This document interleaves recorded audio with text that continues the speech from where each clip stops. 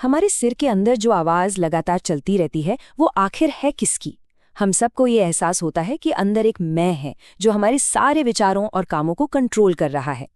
लेकिन क्या हो अगर ये मैं, ये हमारा स्व सिर्फ एक कहानी हो, एक भ्रम? आज हम मन के एक ऐसे मॉडल पर बात करेंगे जो शायद हमारे खुद के बारे में सोचने का तरीका ही बदल दे। तो चलिए सीधा सवाल पूछते हैं, अभी इसी पल जो ये आवाज सुन रहे हैं उसे कौन सुन रहा है? वो मैं कौन है जो इन शब्दों का मतलब समझ रहा है? ये सवाल सुनने में बहुत आसान लगता है, लेकिन इसका जवाब हमारे वजूद की गहराई में छिपा है। इस पहेली को सुलझाने की एक चाबी है चेतना के क्षणों का मॉडल। देखिए, जब हम कोई फिल्म देखते हैं तो हमें लगता है कि सब कुछ लगातार चल रहा है ना?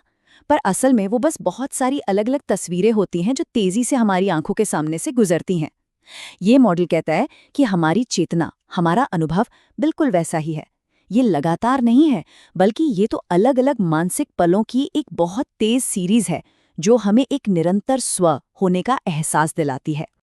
तो आज हम इस सफर में कहाँ-कहाँ जाएंगे? सबसे पहले हम इस निरंतर स्व के भ्रम को समझेंगे, फिर मन को एक कॉरपोरेशन की तरह देखेंगे, उसकी बोर्ड रूम और वर्कफोर्स को जानेंगे, फिर पूछेंगे भाई सीईओ कौन है, हम मन के ऑफिशियल कहानीकार से मिलेंगे और आखिर में ये समझेंगे कि ये सब जानना हमारे लिए जरूरी क्यों है। तो चलिए शुरू करते हैं इस बड़े आइडिया से कि जिसे हम अपना स्व समझते हैं वो असल में एक बहुत ही मजबूत भ्रम हो सकता है। अच्छा, तो इस भ्रम को समझने के लिए एक बहुत ही दिलचस्प नजरिया अपनाते हैं। सोचिए कि हमारा मन कोई एक इंसान नहीं, बल्कि एक बहुत बड़ी व्यस्त कॉरपोरेशन है। देखिए, पुराना नजरिया ये था कि मन एक अकेली चीज है, एक मैं है जो सब कुछ कंट्रोल करता है। लेकिन जो नया सिस्टम दृष्टिकोण है वो कहता है कि मन एक जटिल सिस्टम है जिसमें कई अलग अलग हिस्से हैं जो एक साथ मिलकर काम कर रहे हैं, और ज्यादातर तो हमें पता भी नहीं चलता। तो आइए इस कमाल के सिस्टम में अंदर चलते हैं, और समझने की आसानी के लिए हम इस कॉरपोरेशन को एक नाम देते हैं, माइंड कॉर्प। अब किसी भी बड़ी कंपनी की तरह माइंड कॉर्प के भी दो मुख्य हिस्से हैं।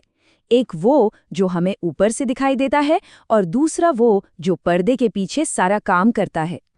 इसे ऐसे समझिए, हमारा सचेत मन यानी वो हिस्सा जिसे हम जानते हैं वो सिर्फ एक बोर्डरूम है। वो फैसले नहीं लेता, वो बस रिपोर्ट्स देखता है। असली काम, सारा एक्शन तो अचेतन वर्कफोर्स में हो रहा है। यही वो जगह है जहां सारा डेटा प्रोसेस होता है, जहां भावनाएं बनती हैं, जहां हमारी आदतें चलती हैं। ये एक बहुत बड़ा न दिखने वाला कारखाना है। लेकिन अगर हमारा सचेत मन सिर्फ रिपोर्ट देख रहा है तो फिर एक बहुत बड़ा सवाल खड़ा होता है, इस माइंड कॉर्प का सीईओ कौन है? इंचार्ज कौन है आखिर? सोचिए जरा, अगर हम सिर्फ दर्शक हैं जो बोर्डरूम में प्रेजेंटेशन देख रहे हैं, तो आखिरी फैसला कौन ले रहा है? और यहीं पर सबसे चौंकाने वाला सच सामने आता है, कोई सीईओ नहीं है। जी हाँ, कोई भी नहीं। माइंड कॉर्प में कोई एक बॉस नहीं बैठा जो ऊपर से सब कुछ कंट्रोल कर रहा हो। तो फिर बिना बॉस के फैसले होते कैसे हैं? ये कुछ एक वोटिंग सिस्टम जैसा है। मन के जो अलग अलग अचेतन हिस्से हैं वो बोर्डरूम में अपने अपने आइडियाज भेजते हैं, और कोई काम तभी होता है जब ज्यादातर हिस्से उस पर सहमत हो जाते हैं, जब एक कार्यकारी सहमति बन जाती है। मतलब ये किसी एक की तानाशाही नहीं, बल्कि एक समूह का राज है। अच्छा, तो कोई सीईओ नहीं है और फैसले मिलकर लिए जाते हैं, तो फिर ये जो हमें हर पल मैं होने का पक्का यकीन होता है वो कहाँ से आता है? ये इस पहेली का आखिरी और सबसे मजेदार हिस्सा है। होता ये है कि माइंड कॉर्प में एक बहुत ही खास डिपार्टमेंट है जिसे हम कथावाचक मन कह सकते हैं।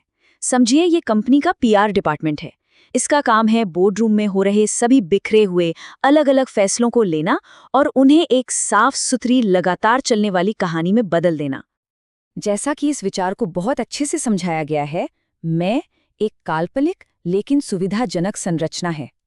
मतलब मैं कोई असली चीज नहीं है, ये तो कहानी सुनाने का एक तरीका है, एक किरदार है जिसे मन ने अपने अनुभवों को एक धागे में पिरोने के लिए बनाया है।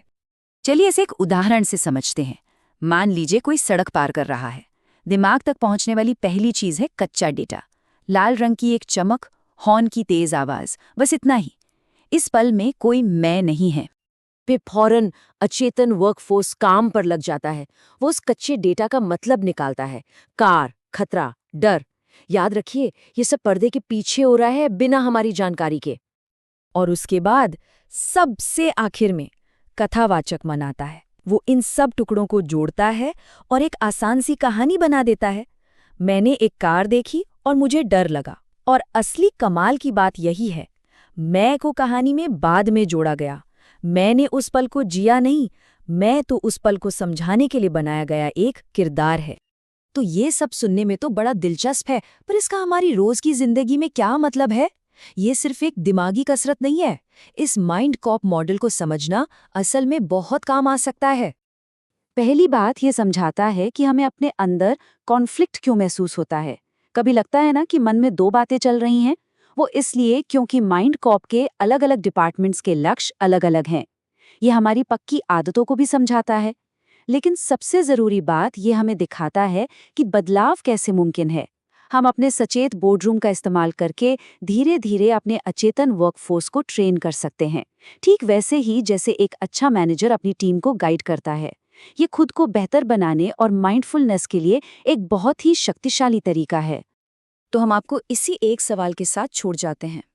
अगर हमारा ये पूरा मैं होने का एहसास सिर्फ एक कहानी है जो हमारा मन खुद को ही सुना रहा है, तो फिर उस कहानी का लेखक कौन है?